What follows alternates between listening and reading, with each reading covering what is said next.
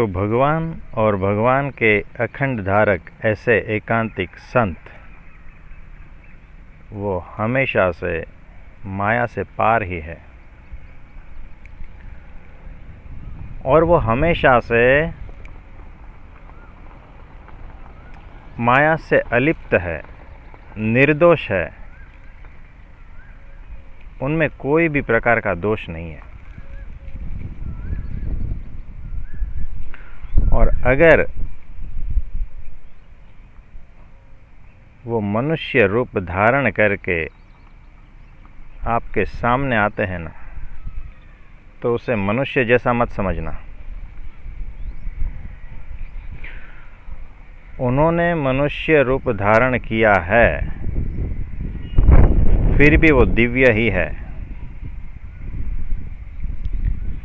वो ब्राह्मी स्थिति वाले जो परम एकांतिक संत है, जो अक्षर ब्रह्म है, वो हमेशा से निर्दोष ही है। अगर उनमें कुछ दोष अगर तुम्हें दिखाई पड़ता है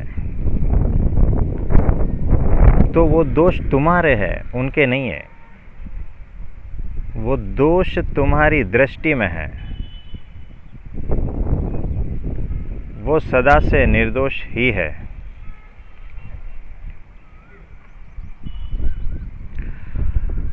अगर तुम उसको कामी, क्रोधी, लोभी, लालची, मानी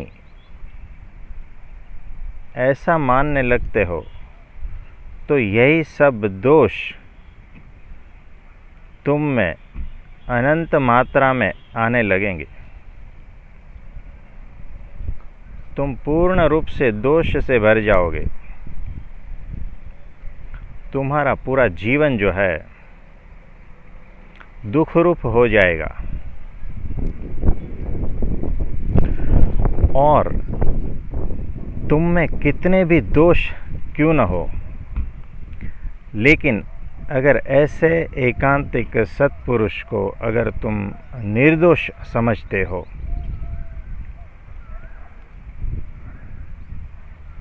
तो वो सब दोष तुम्हारे जो भीतर पड़े हैं वो तुरंत खत्म हो जाएंगे। जैसे जैसे तुम सत्पुरुष को निर्दोष समझते जाओगे, वैसे वैसे तुम्हारे भीतर के सभी दोष हटते जाएंगे, खत्म होते जाएंगे।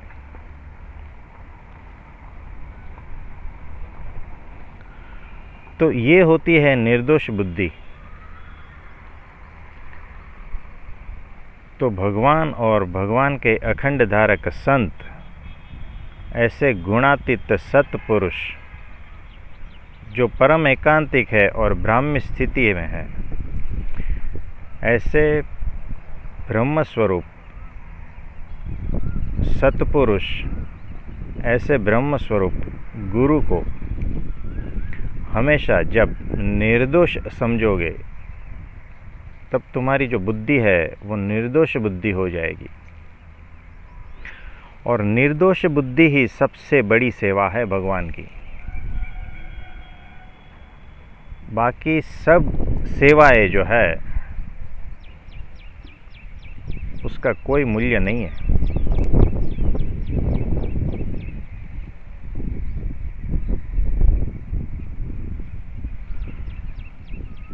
और ये निर्दोष बुद्धि कब आएगी?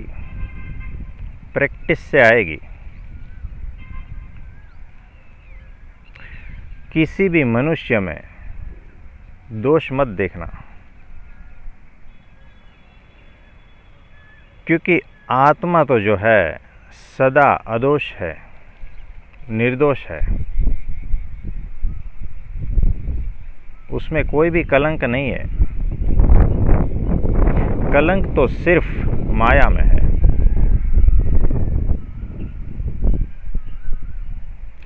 तो भगवान और सत्पुरुष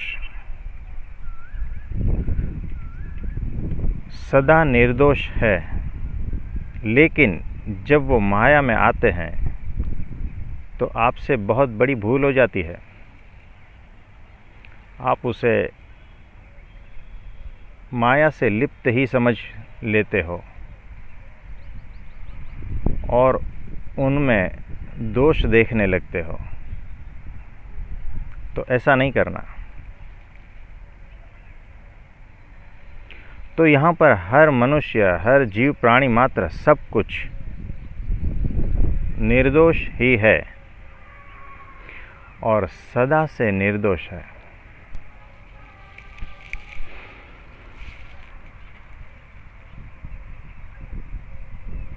तो वो निर्दोषता के आसपास काम, क्रोध, लोभ, मोह, माया, मत्सर, अहंकार, ये सब कुछ आवरण है। तो इस आवरण से पार देखने की कोशिश करो।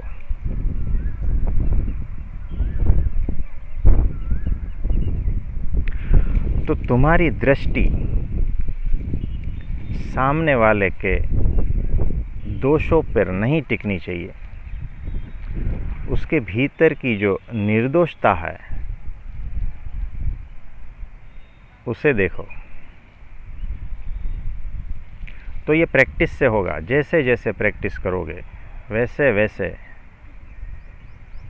तुम्हारी बुद्धि भी जो है ना निर्दोष होती जाएगी। और निर्दोष बुद्धि ही सबसे बड़ी प्राप्ति है।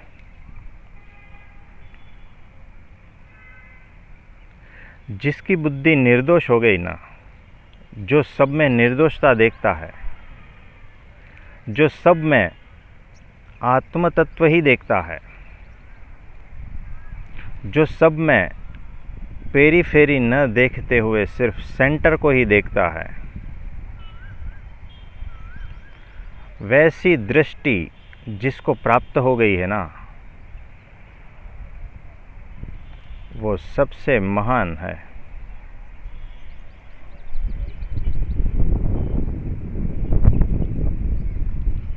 तो निर्दोष बुद्धि सबसे बड़ा गुण और सबसे बड़ी प्राप्ति है। इससे बड़ी प्राप्ति नहीं है।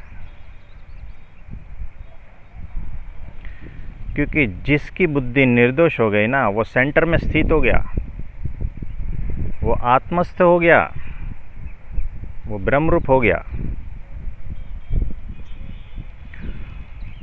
और ब्रह्मरूप होना लाखों में कोई है, सबके बस की बात नहीं है। तो सतत निर्दोष बुद्धि की प्रैक्टिस करेंगे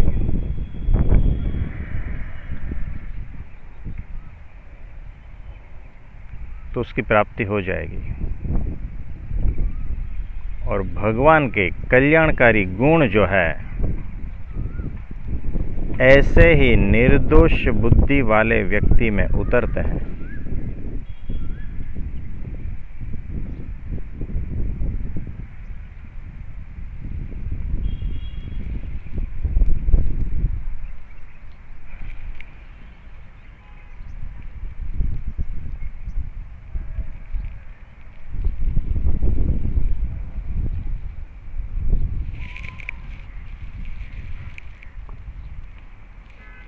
Thank you.